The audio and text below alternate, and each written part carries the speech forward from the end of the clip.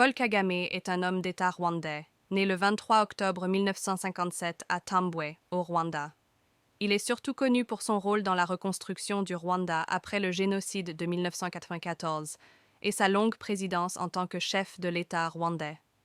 Kagame a grandi au Rwanda et a rejoint le Front patriotique rwandais, FPR, un groupe rebelle dirigé par des Tutsis en exil, dans les années 1980. En 1994, le FPR a pris le contrôle du pays, mettant fin au génocide rwandais qui avait coûté la vie à environ 800 000 personnes, en grande majorité des Tutsis. Après la fin du génocide, Paul Kagame est devenu le vice-président et le ministre de la Défense du gouvernement rwandais.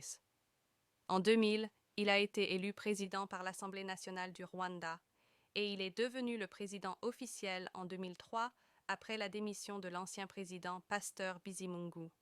Kagame a été élu pour un premier mandat en 2003, puis pour 2 autres mandats en 2010 et 2017, grâce à des élections largement contestées.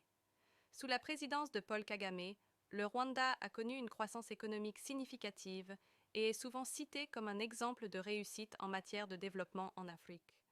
Son gouvernement a mis l'accent sur la reconstruction du pays, la lutte contre la corruption et la promotion de l'éducation et de la technologie.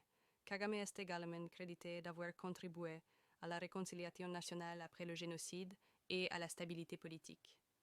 Cependant, son régime a également été concerné pour des atteintes aux droits de l'homme, la répression de l'opposition politique, la restriction de la liberté de la presse et des accusations d'ingérence dans les affaires de pays voisins.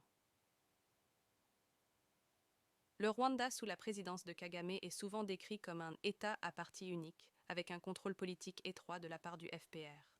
L'histoire de Paul Kagame est complexe, mêlant des réalisations en matière de développement économique et de reconstruction nationale à des controverses sur la gouvernance et les droits de l'homme. Kagame demeure une figure influente en Afrique de l'Est et sur la scène internationale, suscitant des débats sur son leadership et l'avenir du Rwanda.